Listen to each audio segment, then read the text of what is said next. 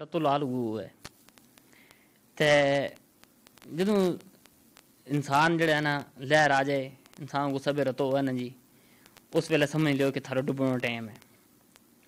तरक्की उन्हें मिले ना जी जिन्हें दिमाग भी ठंड हुआ है जेड़ा लहर करने वाला नहीं होता जेड़ा जेड़ा ठंडा दिल दिमाग ना सोचने वाला होए समझने वाला होए। तेरे सुबह को वेलो जड़ा हुआ ना जी मुछण हुआ उस निकी ठंडी ठंडी डूरी चलती हुआ है ते इतनी एक गल मैंने याद है अगर तुम चाहो ना जी कि थारी सेहत चंगी रहे तुम लंबी उम्र हुआ तो फिर सुबह वेला नाल जागण की जी ना सजरी सवेला जागण की आदत कर लो।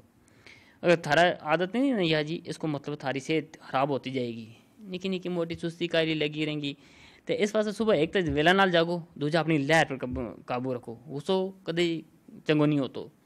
यो इंसान की सेहत को दुश्मन हुआ है ये इंसान जो है ना रिश्ता को भी दुश्मन हुआ है इसकी लहर कभी नहीं करनी जी। बंदा ना जो है ना लहर करोगा तो जो लहर करो वो डूब जाए। इसकी अल्लाह ताला ज़िंदगी में तरक्की दी है अगर तुम तरक्की करो उफ ना जा रहे हो इसका मतलब तुम जो है ना आस्था मथा है लोगों ने मिल